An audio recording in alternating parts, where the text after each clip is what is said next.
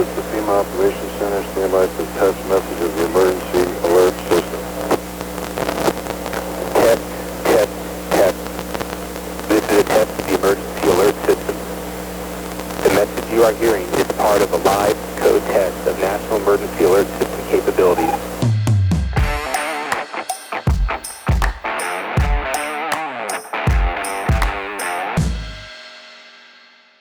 Hello, I'm Marcus O'Rourke, the SoCal broadcast engineer, as my channel says. Buckle up, we're going for a ride, but I promise it will end back at Emergency Alert System. So, are you ready?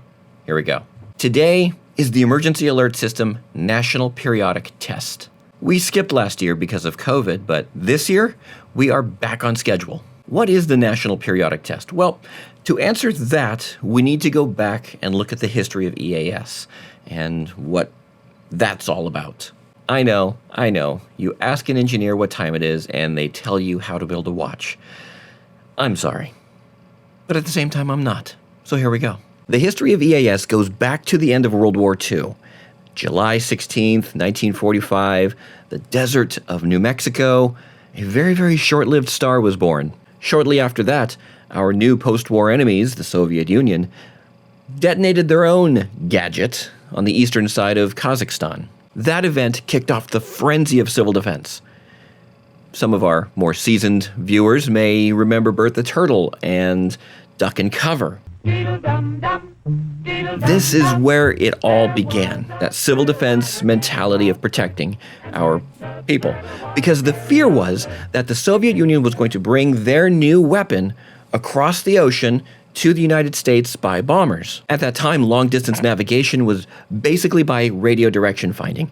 We had all these radio stations on the west coast and the east coast of the United States that were transmitting all the time, and those were perfect targets for the bombers to home in on. So finding a way to deny the enemy that navigation tool was a priority. So in 1951, Conelrad was born. President Truman signed that order and said, make it happen. Conelrad means control of electromagnetic radiation. Well, what is a radio station but electromagnetic radiation? The purpose of Conelrad was to deny the enemy an opportunity for using those stations as navigational tools, and two, to warn the population of an impending attack. Conelrad was kind of slick. It would have all the stations go off the air, and then certain stations would come on the air at 6:40 and 12:40, and then they would alternate of who was on the air.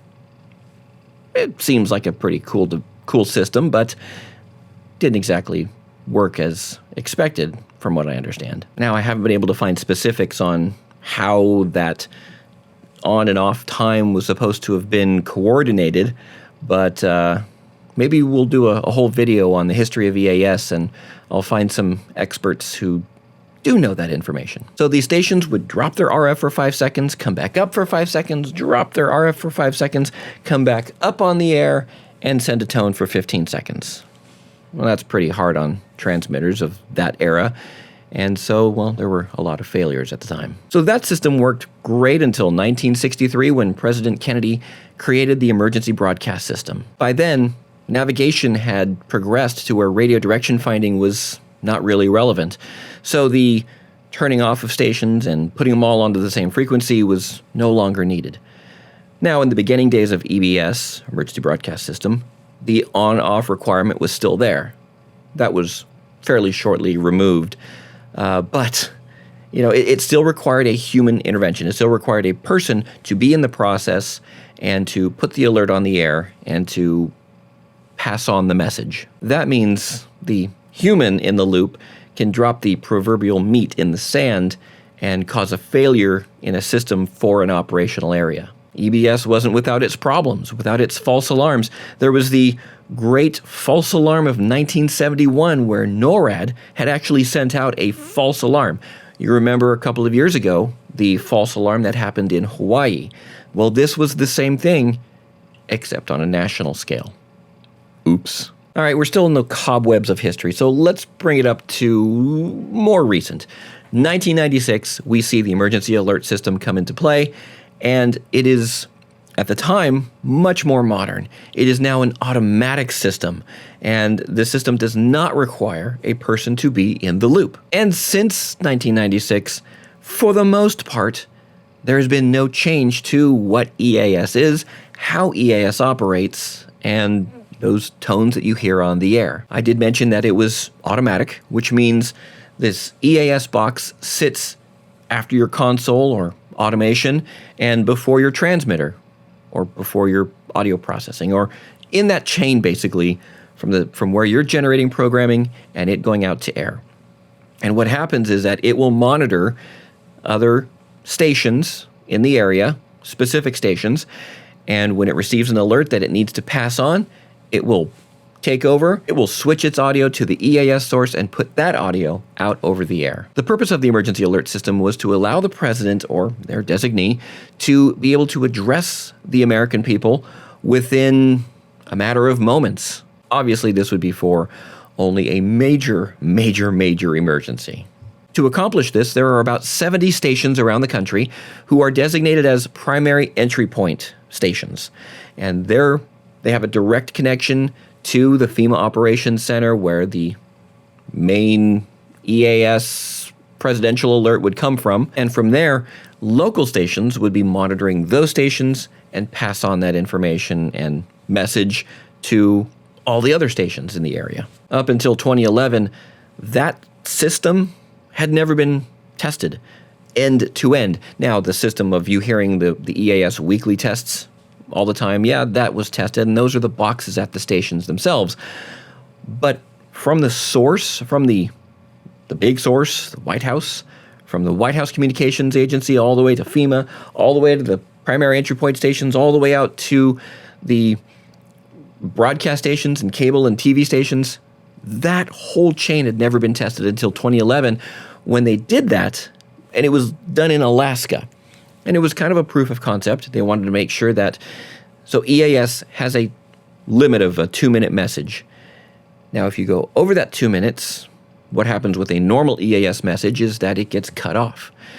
With an emergency action notification, which is a presidential message, there is no time limit. So that was the test, was to see if that would correctly happen or if there were corrections that needed to be made by manufacturers. So the call was made from the White House Communications Agency to FEMA to the primary entry point systems, which only went to Alaska. But it was a really interesting test, and it kind of was neat to see how it looked. This is how it sounded.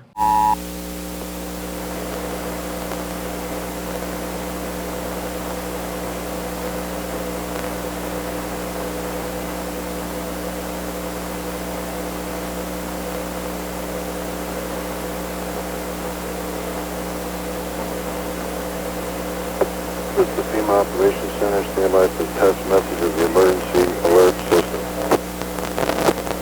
Test. This is a test of the emergency alert system. The message you are hearing is part of a live code test of National Emergency Alert System capabilities limited to the state of Alaska only. This test message has been initiated by National Alert and Warning Authorities in coordination with state of Alaska officials and broadcasters in your area. Had this been an actual emergency, the attention signal you just heard would have been followed by emergency information, news, or instructions. Please stay with this message as it will be repeated. Test. This is a test of the emergency alert system. The message you are hearing is part of a live code test of National Emergency Alert System capabilities limited to the state of Alaska only. This test message has been initiated by National Alert and Warning Authorities in coordination with state of Alaska officials and broadcasters in your area. Had this been an actual emergency, the attention signal you just heard would have been followed by emergency information, news, or instructions. Please stay with this message as it will be repeated. Test. This is a test of the emergency alert system. The message you are hearing is part of a live code test of National Emergency Alert System capabilities limited to the state of Alaska only. This test message has been initiated by National Alert and Warning Authorities in coordination with State of Alaska officials and broadcasters in your area. Had this been an actual emergency, the attention signal you just heard would have been followed by emergency information, news, or instructions. Please stay with this message as it will be repeated. Test, test, test. This is a test of the emergency alert system. The message you are hearing is part of a live code test of National Emergency Alert System capabilities, limited to the state of Alaska only. This test message has been initiated by National Alert and Warning Authorities in coordination with State of Alaska officials and broadcasters in your area. Had this been an actual emergency, the attention signal you just heard would have been followed by emergency information, news, or instructions. This concludes the Emergency Alert System test. We now return you to regular programming. As of 14:02 Eastern Standard Time, you are authorized to terminate the EAS.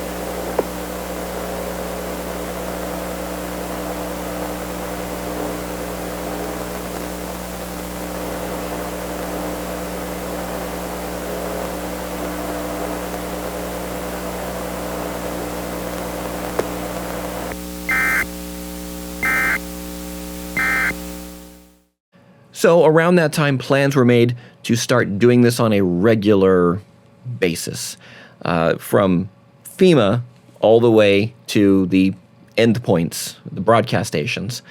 And so there were several tests in the following years, except for last year, with varying degrees of success and failure. There was the spectacular failure of, was it 2011 was a pretty crazy one too that they did nationally. What had happened was, so at the time, FEMA was feeding all of these primary entry point stations with a plain old telephone system line, a POTS line, phone line. Yep, dial up the phone. Hello? And and back at the FEMA Operations Center, they basically had a conference bridge, and it was a big conference call. Really is what it was. And what had happened was a loop had come back into that conference call from one of the downstream stations, and it caused it to loop into the system, and it just sounded bad. It was not a good situation. So since then, improvements were made, changes to the way the distribution have been made. So it's a more robust system, in my opinion, than it was before. So back to our National Periodic Test, or NPT. At the time, there really was no provision to do a periodic test. So the only way to do it was to run the big one, the EAN, the Emergency Action Notification, the one from the president that says bad things are about to happen. They wanted to have a way of testing without having to do the real one, because you'll see on television stations, you'll have the crawl. And you want it to say test when you're testing, and not to say emergency action when it's just a test. You want to save those words for the real thing. So when I started out here at K-Wave, kind of a little side story here, I was a weekend board operator, and I had Tuesday, Thursday evenings as well. I was filling in. And, well, September 11th, 2001 was a Tuesday. I was working that evening. And I remember sitting there for that entire shift, doing my normal stuff, but looking at that EAS box that was, sitting right here down below me, waiting for it to go off, waiting for a presidential message, waiting for that EAN to come. Fortunately, it did not. So today we're testing the whole system, from FEMA all the way to the end stations. And a successful test would be, I guess, a perfectly successful test would be 100% of stations receiving the alert, retransmitting the alert successfully, and carrying the audio in real time. That would be the perfectly successful test. I'm sure there's a threshold for what they're considering a successful test, but for our intents and purposes, if it works, it works. Now, today's test message will probably be very short, 30 seconds or so. But in a real-world event, this message would be open-ended. That EAS line of communication would stay open for as long as it needed to, for as long as the president or their designee needed it to be open to provide emergency information on a national scale, national news if necessary. Again, we're talking about an environment that would be it would not be anything like what we are living in today. So this is a last resort system, so hopefully it never has to get used in real world. So from the public's view, from their point of view, all that's going to happen is Judge Judy gets interrupted for an EAS test for about 30 or 45 seconds. That's it. That's all that they're going to see. But for us alert and warning junkies, the behind the scenes is what is so interesting. There goes. No. There those who show us mercy and the forgiveness from those who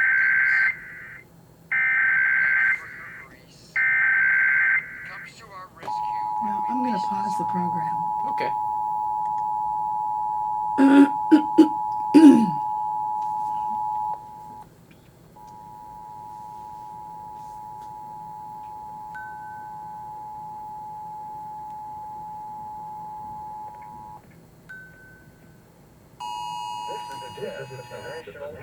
Emergency alert system. This system was developed by broadcast cable operators in voluntary cooperation with the Federal Emergency Management Agency, the Federal Communications Commission, and local authorities to keep you informed in the event of an emergency. If this had been an actual emergency, an official message would have followed the tone alert you heard at the start of this message. No action was required.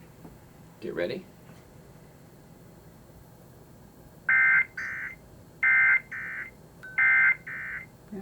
Go. Always will. So the test was a success. I mean, at least here it was in Southern California. We received it from the primary entry point station. We retransmitted it. It sounded great. Again, I have the issue of the second detention tone that I've got to deal with. But, well, here's how it sounded from our primary entry point station, KFI. This is how it sounded.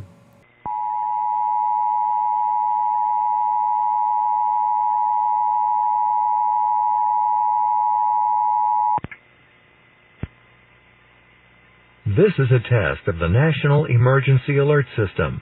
This system was developed by broadcast and cable operators in voluntary cooperation with the Federal Emergency Management Agency, the Federal Communications Commission, and local authorities to keep you informed in the event of an emergency. If this had been an actual emergency, an official message would have followed the tone alert you heard at the start of this message. No action is required. So we received it also from SiriusXM, which is one of the other primary entry point stations, your traditional AM stations, SiriusXM, NPR satellite, and Premier satellite. So those are your options of getting the national alerts and tests. So this is how that sounded. I'm not sure what their audio source is because there was a lot of noise underneath their audio. Well, let me play it first, and then we'll talk about it. This is a test of the National Emergency Alert System. This system was developed by broadcast and cable operators in voluntary cooperation with the Federal Emergency Management Agency, the Federal Communications Commission, and local authorities to keep you informed in the event of an emergency. If this had been an actual emergency, an official message would have followed the tone alert you heard at the start of this message. No action is required. So as you can hear, there's a lot of noise underneath that audio message portion from Sirius. There's two ways of distributing from FEMA that they distribute. It's by the satellite and it's by landline telephone, plain old telephone, like I'd mentioned a little bit earlier. So perhaps they're still running the plain old telephone and there's some noise in there. I don't know. I'm not, totally sure. This is going to be one for others to investigate, and then we'll see what comes of it. But As far as we're concerned, it was a success. It was a success for Orange County, apparently for LA County too, or next door neighbor. And everything worked well, and it sounded pretty decent. Well, that's all I have for today. We'll cover the history of EAS, and maybe I'll see if I can get some industry experts on as well, and we can talk more about it. All right, with that, that's all I have for you today. Thanks for watching. Thanks for being here. And if you have any questions down in the comments, I will try to reply. I also look for your suggestions for future videos. So until next time, stay aware, stay informed, stay alert, watch some more videos. Yeah, I like that. This concludes the emergency alert system. We now return you to regular programming as of 14:05 hours Eastern Standard Time. You are authorized to terminate the EAS.